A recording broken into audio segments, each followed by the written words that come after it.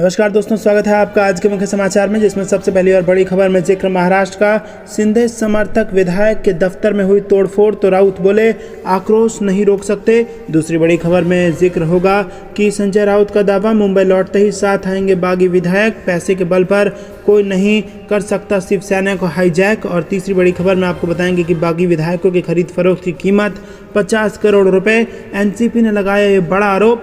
चौथी खबर में जिक्र होगा कि किसान मोर्चा का बयान, नहीं होने देंगे सेना का ठेकाकरण, कहा सेना को बना रहे सांप्रदायिक, देश की सुरक्षा से कर रहे खिलवाड़। और पांचवी बड़ी खबर में जिक्र होगा कि मुख्यमंत्री का बयान, बोले पहले इन्होंने पेंशन खत्म की, अब सेना में भी नो रैंक नो पेंशन पर ये आ गए हैं। और इसी के साथ दोस्तों हर एक खबर की गहराई में आपको ले जाएंगे, लेकिन उससे पहले आपसे निवेदन कि आप अभी इस वीडियो को लाइक कीजिए और लाल बटन को दबा के चैनल को सब्सक्राइब करके घंटी बजाकर कमेंट में लिखिए जय हिंद। दोस्तों रुक करते हैं सबसे पहली और बड़ी खबर की तरफ, जिसमें आपको बता दें कि शिंदे समर्थक विधायकों के दफ्तर में हुई तोड़फोड़ तो संजय राउत बोले कि इस आक्रोश को रोक नहीं सकते। जी हाँ दोस्तों, पुणे में शिवसेना कार्यकर्ताओं ने एक बागी विधायक तानाजी सावंत के दफ्तर में जमकर तोड़फोड़ मचाई है और हंगामा किया है। इन शिवसेना कार्यकर्ताओं ने दफ्तर में तोड़फोड़ के बाद स्प्रे से दीवार पर गद्दार सावंत लिख दिया। और तानाजी सावंत परांदा विधानसभा सीट से शिवसेना के विधायक हैं। शिवसेना के कार्यकर्ता जय शिवाजी का नारा लगाते हुए विधायक तानाजी के दफ्तर में घुस गए और तोड़फोड़ शुरू कर दी। वहीं इस हिंसा के बाद शिवसेना नेता संजय राउत ने कहा कि विधायकों की बगावत के बाद लोगों में आक्रोश है और इसको रोक नहीं सकते।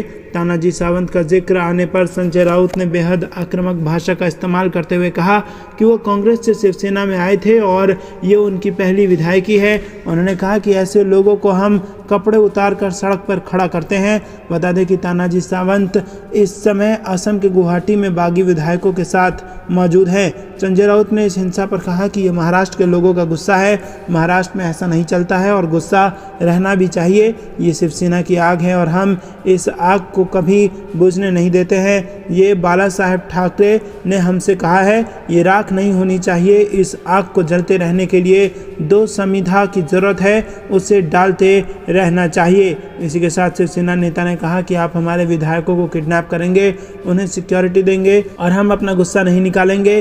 क्या ऐसा हो सकता है?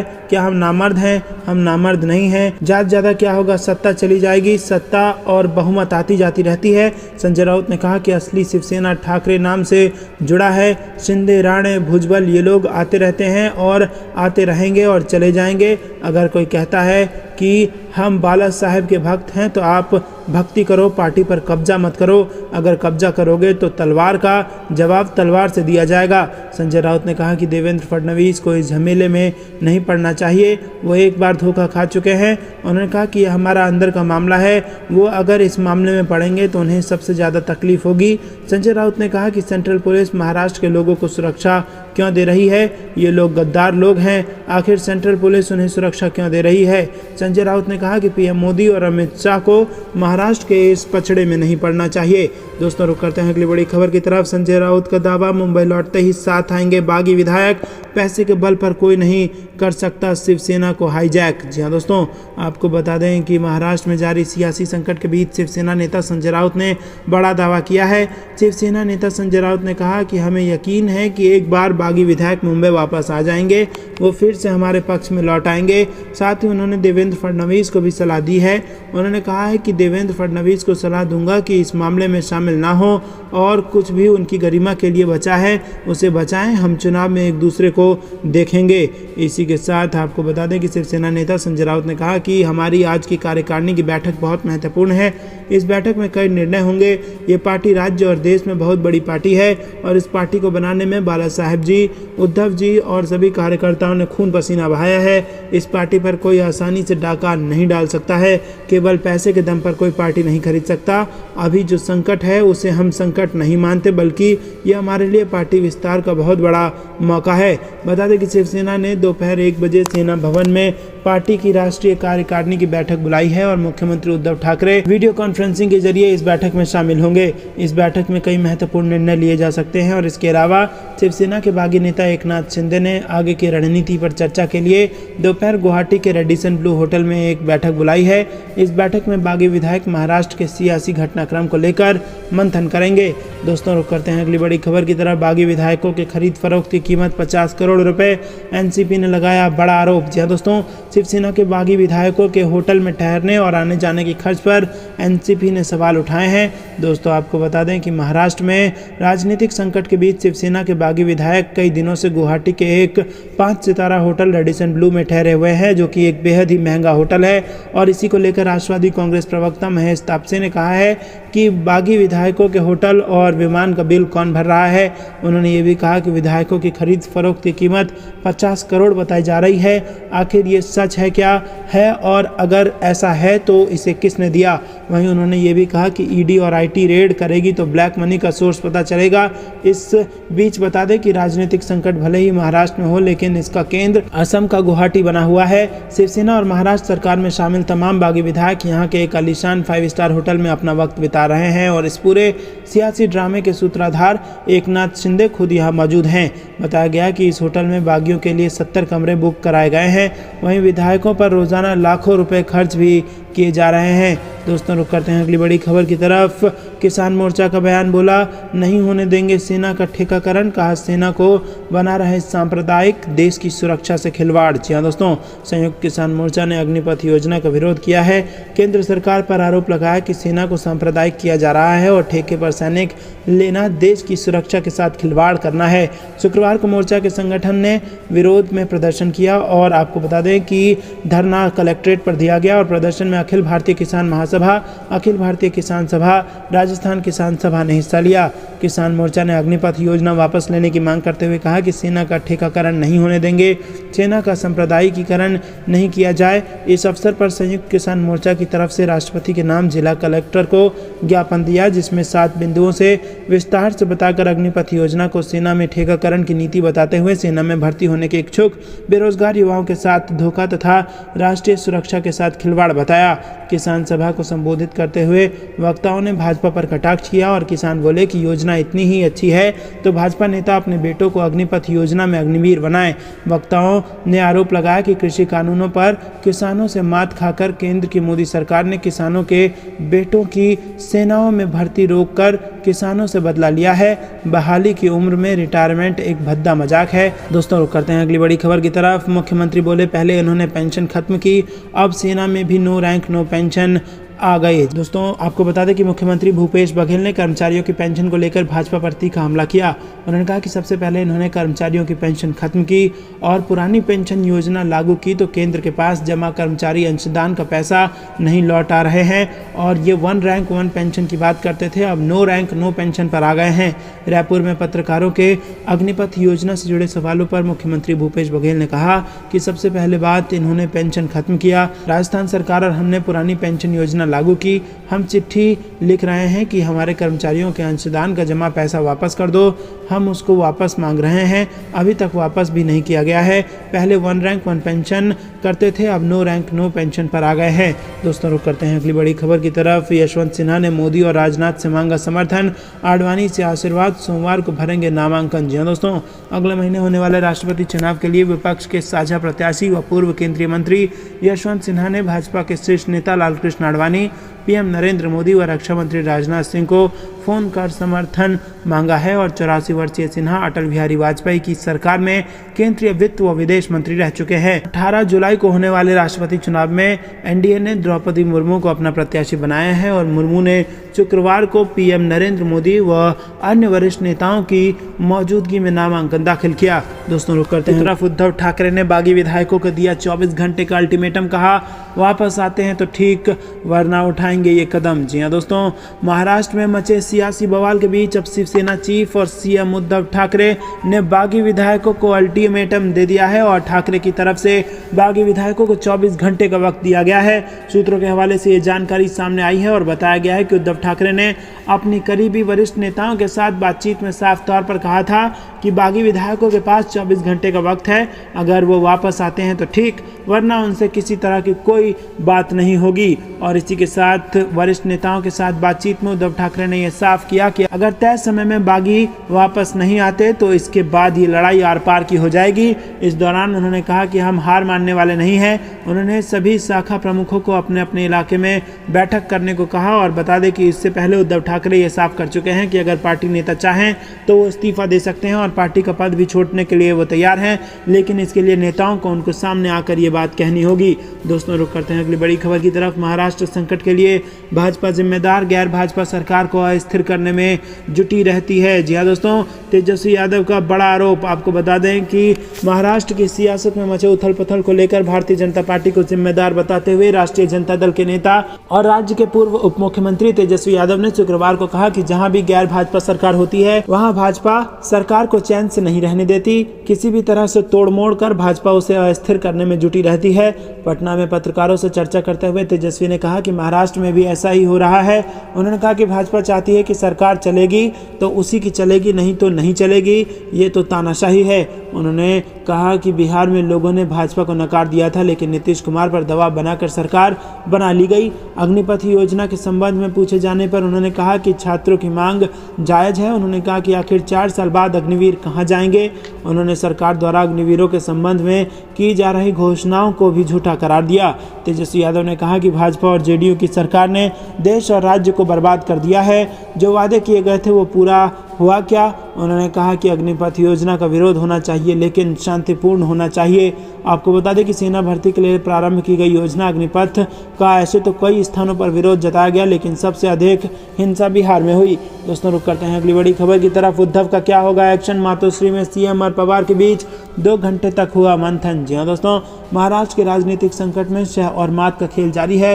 एक तरफ बागी नेता एकनाथ शिंदे का गुट लगातार मजबूत होता जा रहा है, तो दूसरी तरफ विधायक एक एक करके उद्धव ठाकरे से अलग होते दिख रहे हैं। बावजूद इसके शिवसेना मजबूत होने का दावा कर रही है। अब तक शिवसेना की तरफ से 16 बागी विधायकों को अयोग्य घोषित करने की मांग उठाते हुए डिप्टी स्पीकर को पत्र भेजा गया है। दूसरी तरफ शिंदे खुद को विधायक दल का नेता बता रहे हैं और शिवसेना विधायकों की मीटिंग में पार्टी के सिर्फ 13 एमएलए पहुंचे थे, जबकि महाराष्ट्र में उनके 55 विधायक हैं। यानी ये साफ हो चला है कि बाकी 42 विधायक शिंदे गुट के साथ हैं और इसमें 38 विधायक शिंदे के पास गुवाहाटी पहुंच भी चुके हैं। यानी अब शिंदे गुट पर दल बदल कानून लागू नहीं होगा। रुक करते हैं अगली बड़ी खबर की तरफ। राष्ट्रपति चुनाव को लेकर अखिलेश यादव ने बुलाई बैठक, यशवंत सिन्हा का समर्थन करने का किया ऐलान। जी दोस्तों, समाजवादी पार्टी ने कहा है कि वो आगामी राष्ट्रपति चुनाव में पूर्व केंद्रीय मंत्री यशवंत सिन्हा का समर्थन करेगी। सपा अध्यक्ष अखिलेश यादव ने शुक्रवार को पार्टी के सभी सांसदों और विधायकों की बैठक बुलाई और उनसे फॉर्म पर हस्ताक्षर करवाकर शीर्ष पद के लिए सिन्हा का नाम प्रस्तावित किया। अखिलेश यादव ने अपनी पार्टी के नेताओं को भी चेतावनी दी कि वो खासकर महाराष्ट्र के घटनाक्रम को देखते हुए उन प्रयासों से सावधान रहें जो विपक्षी एकता को तोड़ने के लिए किए जा सकते हैं। पार्टी प्रवक्ता ने कहा कि चूंकि यशवंत सिन्हा संयुक्त विपक्ष के उम्मीदवार हैं, इसीलिए सपा के सभी सांसद और विधायक सर्वसम्मति से उनका समर्थन करेंगे। अखिलेश यादव ने पिछले महीने पहले ही घोषणा कर दी थी कि उनकी पार्टी उस उम्मीदवार का समर्थन करेगी जिसका नाम पश्चिम बंगाल की मुख्यमंत्री ममता बनर्जी द्वारा अंतिम रूप दिया जाएगा। दोस्तों, रुक करते हैं अगली बड़ी खबर की तरफ। नए भारत में सिर्फ मित्रों की सुनवाई होगी, देश के वीरों की नहीं। राहुल गांधी का अग्निपथ योजना के बहाने केंद्र को निशाना। जी हाँ दोस्तों, केंद्र ने सेना में भर्ती की नई योजना अग्निपथ को शुक्रवार को राजनीतिक निर्णय करार दिया। पार्टी ने प्रधानमंत्री नरेंद्र मोदी पर तंज कसते हुए सवाल किया कि क्या नए भारत में देश के वीरों की नहीं सिर्फ मित्रों की सुनवाई होगी। पार्टी के पूर्व अध्यक्ष राहुल गांधी ने एक खबर का भी हवाला दिया जिसमें कथित तौर पर कहा गया है कि सेना के एक मानद कैप्टन के अनुसार अग्निपथ योजना सेना को बर्बाद कर देगी। दोस्तों, राहुल गांधी ने ट्वीट किया कि एक तरफ देश के परमवीर हैं और दूसरी तरफ प्रधानमंत्री का घमंड और तानाशाही। एक नए भारत में सिर्फ मित्रों की सुनवाई होगी, देश के वीरों की नहीं। कांग्रेस महासचिव जयराम रमेश ने 50,000 युवाओं की भर्ती प्रक्रिया आगे बढ़ाने के बाद भी अग्निपथ के कारण रद्द किए जाने वाले खबर को लेकर सरकार पर निशाना साधा और उन्होंने कहा कि दिल्ली की तख्त से बिना सोचे समझे देते हैं फरमान, देश और युवाओं को भुगतान भुगतना पड़ता है इसका इंजाम। दोस्तों रुख करते हैं अगली बड़ी खबर की तरफ। अग्निपथ योजना पर बोले नरेश टिकैत, अग्निवीर की ट्रेनिंग देकर युवाओं को बनाया जा रहा अपराधी, भाजपा के लोग ही इसे बता रहे गलत। जी हां दोस्तों, मुजफ्फरनगर में भारतीय किसान यूनियन के राष्ट्रीय अध्यक्ष चौधरी नरेश टिकैत ने कहा कि 4 साल की अग्निपथ योजना से युवा हथियारों की ट्रेनिंग ले लेंगे और फिर दर दर की ठोकरें खाते हुए फिरेंगे। ट्रेनिंग देकर युवाओं को अपराधी बनाया जा रहा है और आंदोलन तो सरकार का सम्मान और शोभा होते हैं। पहले भी आंदोलन किए गए हैं और जिनसे समाधान निकला है। शुक्रवार को कलेक्ट्रेट पहुंचकर भारतीय किसान यूनियन अध्यक्ष ने पत्रकारों से बातचीत में कहा कि युवाओं के सामने गंभीर समस्या है। सरकार ने 4 साल का नियम लागू कर भद्दा मजाक किया है। पहले वाली प्रक्रिया अच्छी है, वही लागू रहनी चाहिए। रुक करते हैं अगली बड़ी खबर की तरफ। यूपी सरकार का बुलडोजर एक्शन सही या गलत? अब 29 जून को सुनवाई करेगा सुप्रीम कोर्ट, जमीयत को दिया वक्त। जी हाँ दोस्तों, उत्तर प्रदेश में हो रही बुलडोजर कार्रवाई के खिलाफ जमीयत उलेमाए हिंद द्वारा सुप्रीम कोर्ट में दायर याचिका पर अब 29 जून को अगली सुनवाई होगी। दरअसल जमीयत ने यूपी सरकार के हलफनामे पर जवाब दाखिल करने के लिए समय मांगा था। ऐसे में कोर्ट ने जमीयत को जवाब देने के लिए वक्त दिया। और बता दें कि पूरे मामले पर सुप्रीम कोर्ट में जस्टिस सिटी रवि कुमार और जस्टिस सुधांशु धुलिया की पीठ सुनवाई कर रही है। एससी ने जमीयत की याचिका पर उत्तर प्रदेश सरकार को नोटिस जारी कर जवाब मांगा था। दोस्तों रुक करते हैं अगली बड़ी खबर की तरफ। महाराष्ट्र में सियासी संकट के बीच पुलिस हाई अलर्ट पर। जी हाँ दोस्तों, आपको बता दें कि महाराष्ट्र में जारी सियासी संकट के बीच पुलिस को हाई अलर्ट कर दिया गया है। खासकर मुंबई पुलिस को अलर्ट मोड में रहने के लिए कहा गया है और इस संबंध में बाकायदा एक आदेश जारी किया गया है। पुलिस को आशंका है कि महाराष्ट्र में जारी राजनीतिक संकट के बीच बड़े पैमाने पर शिव सैनिक सड़कों पर उतर सकते हैं और महाराष्ट्र पुलिस की ओर से मीडिया को ये जानकारी दी गई है। महाराष्ट्र पुलिस ने सभी थानों में अलर्ट किया है। विशेषकर मुंबई के सभी थानों में कहा गया है कि वो हमेशा अलर्ट रहें। बता दें कि महाराष्ट्र में इन दिनों राजनीतिक संकट है। सत्तारूढ़ गठबंधन महाविकास अघाड़ी की अगुवाई कर रही पार्टी शिवसेना के 3 दर्जन से अधिक विधायकों ने बगावत कर दी है और इसकी वजह से सरकार अल्पमत में आ गई है। शिवसेना बार बार बागी विधायकों से मुंबई लौटने का आग्रह कर रही है, लेकिन एकनाथ शिंदे के नेतृत्व में मुंबई से पहले सूरत और बाद में गुवाहाटी पहुंचे विधायकों ने इससे इनकार कर दिया है। दोस्तों रुक करते हैं अगली बड़ी खबर की तरफ। गुजरात विधानसभा चुनाव को लेकर अटकलें तेज। आनंदीबेन पटेल की बेटी अनार पटेल लड़ सकती हैं चुनाव। जी हां दोस्तों, गुजरात में विजय रूपाणी की सरकार को पूरी तरह बदले जाने के बाद से उनके मंत्रिमंडल के सदस्यों को आगामी विधानसभा चुनाव में टिकट को लेकर लगातार संशय बढ़ता जा रहा है। उत्तर गुजरात की राजनीति में अनार पटेल का उदय हो सकता है। अगर भाजपा मेहसाणा से उनको उम्मीदवार बनाती है तो मुख्यमंत्री नितिन पटेल का टिकट कट सकता है। विजय रूपाणी ने मुख्यमंत्री पद से सितंबर 2021 को इस्तीफा दे दिया था। उनके स्थान पर भूपेंद्र पटेल को गुजरात की कमान सौंपी गई थी और रूपाणी की सरकार को पूरी तरह बदल दिया गया था। अब उनके मंत्रिमंडल के सदस्यों की भाजपा से उम्मीदवारी पर भी तलवार लटक रही है।